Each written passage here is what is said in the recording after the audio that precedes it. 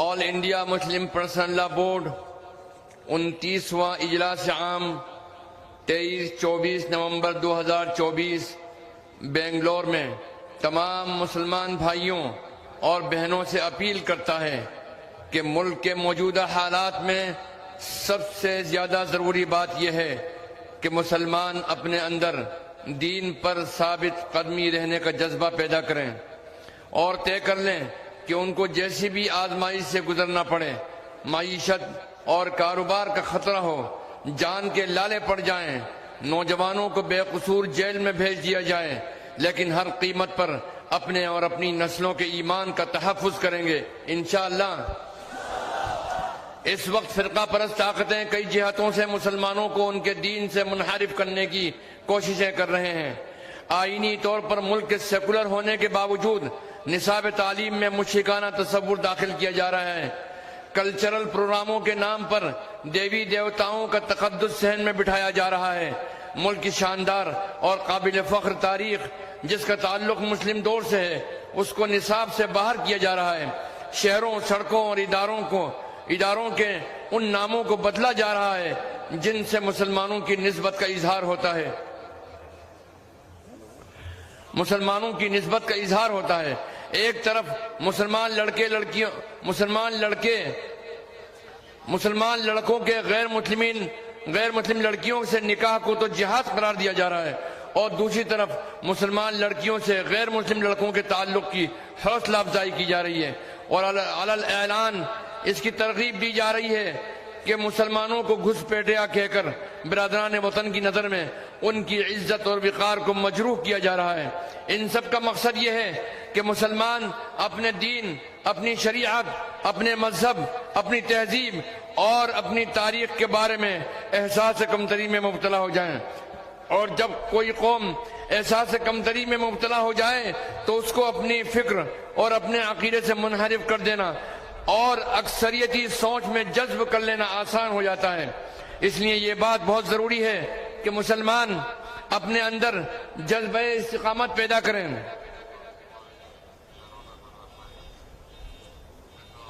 انبیاء کرام علیہ السلام، رسول اللہ صلی اللہ علیہ وسلم اور صحابہ کرام کے دور عظیمت کو یاد رکھیں اور نئی نسل تک یہ پیغام بھی پہنچائیں۔ اس کے بغیر ہم اس ملک میں اپنے آپ کو مذہبی اور تہذیبی انضمام کی سازش سے بچا نہیں سکیں گے۔ نمبر 2، ہماری لیے یہ بات ایک شرعی فریضے کے درجے میں آ گئی ہے کہ ہم ہر مسلم آبادی میں بنیادی دینی تعلیم کے مکتب قائم کریں، جو لڑکوں کے لیے بھی ہوں اور لڑکیوں کے لیے بھی ہوں، جو چھوٹے بچوں کے لیے بھی ہوں اور ان میں تعلیم بالغان کا بھی نظم ہو۔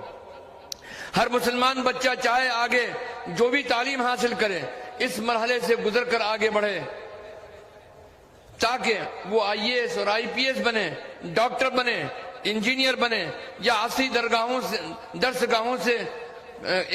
درسگاہوں کا ایک کامیاب استاد بنے، کسی فن میں مہارت حاصل کرے، لیکن وہ اس کے ساتھ ساتھ ایک سچا اور پکا مسلمان بھی ہو۔ اور یہ بھی ضروری ہے کہ مکاتب کے تعلیمی نظام میں قرآن مجید، ضروری مسائل، اذکار و اوراد کے ساتھ ساتھ ان کو اچھی طرح اسلامی عقائد یعنی توحید و رسالت، ختم نبوت، عظمت صحابہ، محبت اہل بیت، قرآن مجید کی حقانیت، حدیث نبوی کی اہمیت، شرک، الحاد، دہریت وغیرہ کا رد، روزمرہ کی شرعی مسائل، شرعی احکام کی حکمتوں اور مصلحتوں سے روشناس کرائے جائیں۔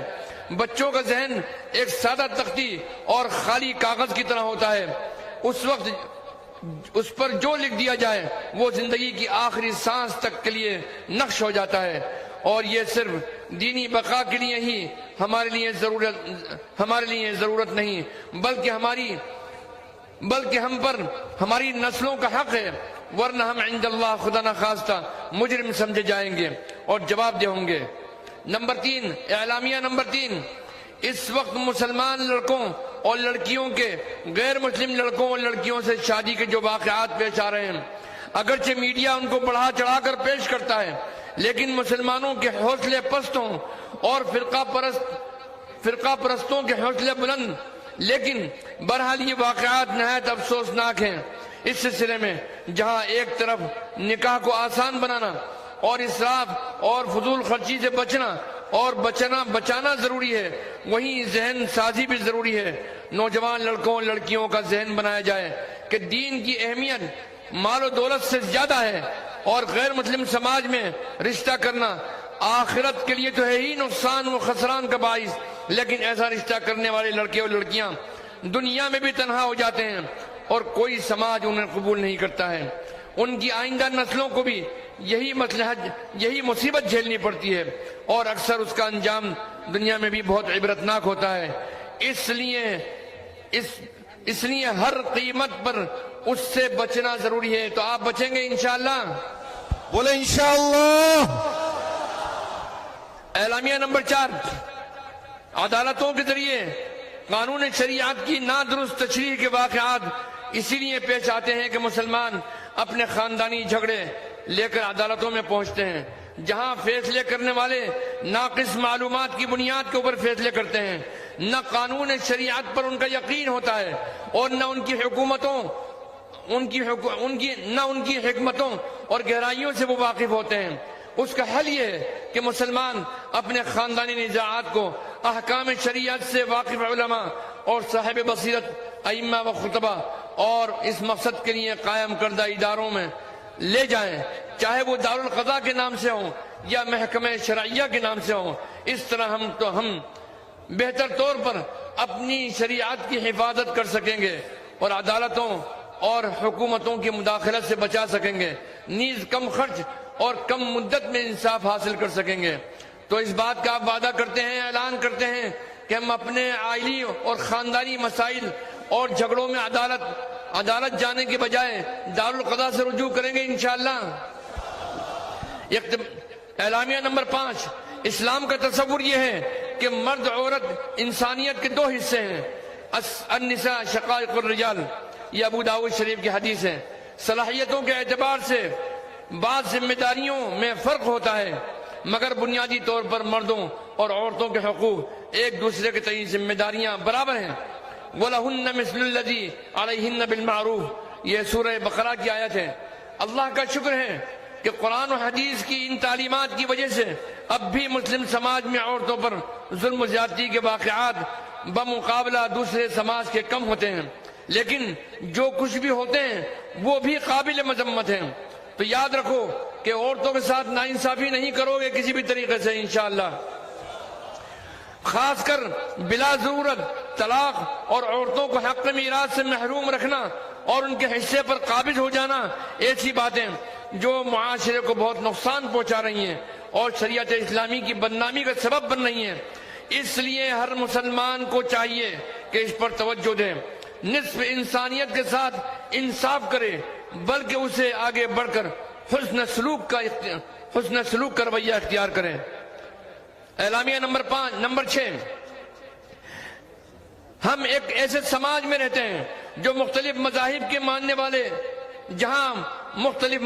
ماننے والے قیام پذیر ہیں۔ ایسے ملے جلے سماج کے لیے خصوصی طور پر مسلمانوں کو رواداری اور وسیع الاخلاقی کا رویہ اختیار کرنا چاہیے، آگے بڑھ کر تعلقات کو بہتر بنانے کی کوشش کرنی چاہیے، اور اس بات کا بھی خیال رکھنا چاہیے کہ ہم نبی رحمت صلی اللہ علیہ وسلم کی امت ہیں، اور تمام عالم کے لیے امت دعوت ہونے کی حیثیت سے رحم و کرم، عفو درگزر اور خوش اخلاقی اور مروت ہمارا فریضہ ہے۔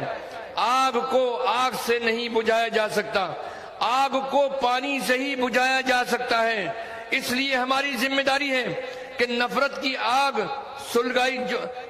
جو آگ سلگائی جا رہی ہے، ہم اس کو محبت کی شبنم سے بجھائیں گے، اور حالات جیسے بھی کچھ ہوں اپنے داعیانہ کردار کو فراموش نہیں کریں گے۔ ملک کے موجودہ حالات میں بھی یہی ہمارے مسائل کا حل ہے۔ ظلم کا بادل جتنا بھی گہرا ہو، انصاف اور محبت کا سورج اسے چاک کر دیتا ہے۔ اعلامیہ نمبر 5، اس وقت اوقاف کا مسئلہ نہایت اہمیت اختیار کر چکا ہے، جس سے ہماری مسجدوں، عیدگاہوں، مدرسوں اور قبرستانوں، امام باڑوں، مسافر خانوں، یتیم خانوں اور دوسرے مصارف کے لیے کیے جانے والے اوقاف کا تحفظ خطرے میں پڑ چکا ہے۔ بورڈ اس کے لیے سیاسی سطح پر جدوجہد کر رہا ہے۔ اگر حکومت نے ہماری آواز کی انسنی کی تو عوامی تحریک بھی چلائی جائے گی، ضرورت پڑنے پر قانونی جدوجہد بھی ہوگی۔ ان سبھی کاموں میں ہم آپ سبوں کا تعاون ضروری ہے، تو تعاون کرنے کو تیار ہیں۔ مسلم پرسنل لا بورڈ کی آواز پر لبیک کہتے ہیں، اس کے بغیر اس مشکل مسئلے کو حل کرنا ممکن نہیں ہوگا۔ لیکن یہ بھی ضروری ہے کہ پیشگی تحفظ کے طور پر اوقاف کے دستاویزات اور ضروری کاغذات کو درست کریں۔ جہاں ضرورت ہو سرکاری دفاتر سے کاغذات حاصل کریں، جو زمینیں کھلی ہوئی حالت میں ہوں ان کی احاطہ بندی کرائیں، اور ہم خود اوقاف پر ناجائز قبضے سے بچیں۔ یہ اجتماعی ظلم ہے، اس کا گناہ بہت بڑا ہے۔ افسوس کہ خود مسلمانوں کا مسجدوں کی اراضی، قبرستانوں وغیرہ پر ناجائز قبضہ موجود ہے۔ یہ نہ صرف شرعاً سخت گناہ ہے اور پوری ملت کے ساتھ حق تلفی ہے، بلکہ حکومت کو اس کے ناپاک عزائم کو اس سے تقویت پہنچتی ہے۔ اعلامیہ نمبر 8 آل انڈیا مسلم پرسنل لا بورڈ کا یہ عظیم الشان اجلاس، جس میں ملک بھر کے مسلمانوں کی نمائندہ شخصیتیں، مذہبی اور سماجی تنظیمیں شامل ہیں، حکومت کو متوجہ کرتا ہے کہ حکومت ایک قوم اور ایک مذہب کی نمائندہ نہیں، بلکہ ملک میں بسنے والے تمام شہریوں کی نمائندہ ہے، اور کسی خاص مذہب، تہذیب اور کسی خاص سیاسی پارٹی کے منشور کے مطابق اسے ملک چلانے کا حق نہیں ہے، بلکہ سیکولرزم اور آئین کی پاسداری کے ساتھ اس کو ہر کام انجام دینا چاہیے۔ ایسا رویہ اختیار کرنا ہے جس سے ظاہر ہو کہ ملک میں بسنے والی تمام قومیں یکساں حقوق کی حامل ہیں۔ مگر افسوس پچھلے چند سالوں سے اقلیتوں میں یہ احساس بڑھ رہا ہے کہ انہیں دوسرے درجے کا شہری بنانے کی کوشش کی جا رہی ہے۔ یہ دستور اور آئین ہند کے ساتھ زیادتی ہے، اور اس سے ملک کا امن و امان خطرے میں پڑ سکتا ہے۔ اس لیے اسے چاہیے کہ وقتی سیاسی مفادات کے لیے ملک کے اتحاد اور سالمیت کو خطرے میں نہ ڈالیں۔ اعلامیہ نمبر 9 یہ اجلاس اس حقیقت کا اظہار کرنا ضروری سمجھتا ہے کہ اس ملک میں دینی مدارس کی ایک روشن تاریخ رہی ہے، اور اس نے پرامن، ذمہ دار اور محب وطن شہریوں کو پیدا کرنے میں اہم کردار ادا کیا ہے۔ ایک ایسے وقت میں جب کہ تعلیمی ادارے مکمل طور پر بزنس اور تجارت کا ذریعہ بن گئے ہیں، یہ ایک ایسا تعلیمی نظام ہے جو نئی نسل کو اخلاق اور انسانیت کی تعلیم دیتا ہے۔ اس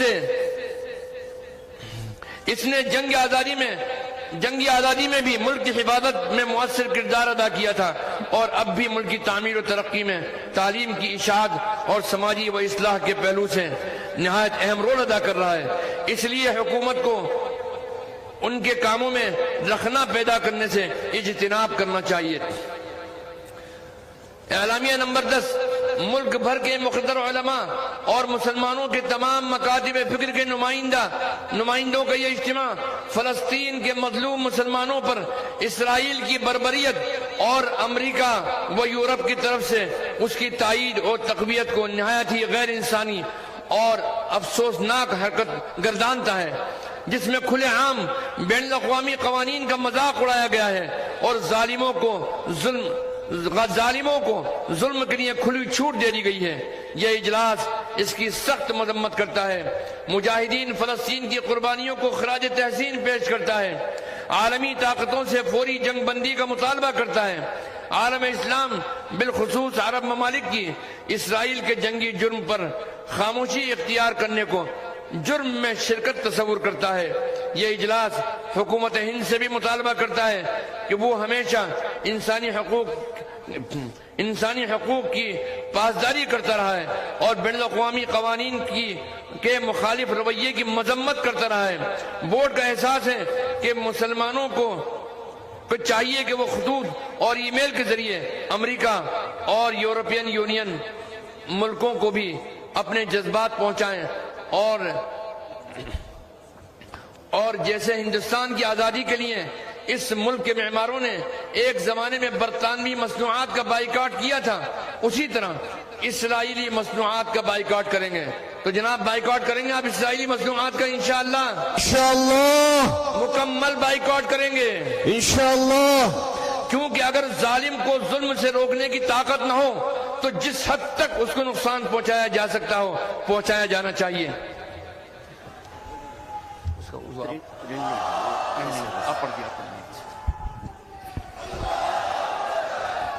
جزاکم اللہ خیرن کثیرا۔ ایک حصہ رہ گیا ہے، بس چند سطریں ہیں، اس کو سن لیجئے، بہت اہم مسئلہ ہے۔ کس قدر افسوس کی بات ہے کہ ہمارے اس ملک میں آئے دن حضور اکرم صلی اللہ علیہ وسلم کی شان میں گستاخی کی جا رہی ہے، عزت و حرمت رسول صلی اللہ علیہ وسلم پر کیچڑ اچھالا جا رہا ہے، اور پے در پے اس طرح کی حرکتیں ہو رہی ہیں۔ پھر یہ بات بھی تکلیف دینے والی ہے کہ شان رسالت صلی اللہ علیہ وسلم میں گستاخی کرنے والے مجرم کھلے عام پھر رہے ہیں، ان پر کوئی قانونی کارروائی بھی نہیں کی جا رہی ہے، بلکہ ایک طرح سے ان کی حوصلہ افزائی کی جا رہی ہے۔ حضور اکرم صلی اللہ علیہ وسلم انسانیت کی حقیقی مسیحا ہیں اور سارے جہان والوں کے لیے باعث رحمت ہیں۔ ایسی پیاری مقدس اور محبوب شخصیت کی شان میں گستاخی کرنا نہایت مجرمانہ عمل ہے۔ آج کا یہ اجلاس شان رسالت میں گستاخی کرنے والوں کی سخت الفاظ میں مذمت کرتا ہے اور حکومت ہند سے مطالبہ کرتا ہے کہ وہ حضور اکرم صلی اللہ علیہ وسلم نیز ہر محترم و مقدس شخصیت کی اہانت کو روکنے کے لیے مضبوط اور مؤثر قانون بنائے اور اس کا نفاذ کرے۔ آپ سب اس تجویز کی تائید کرتے ہیں؟ ہاتھ اٹھا کر کہیے۔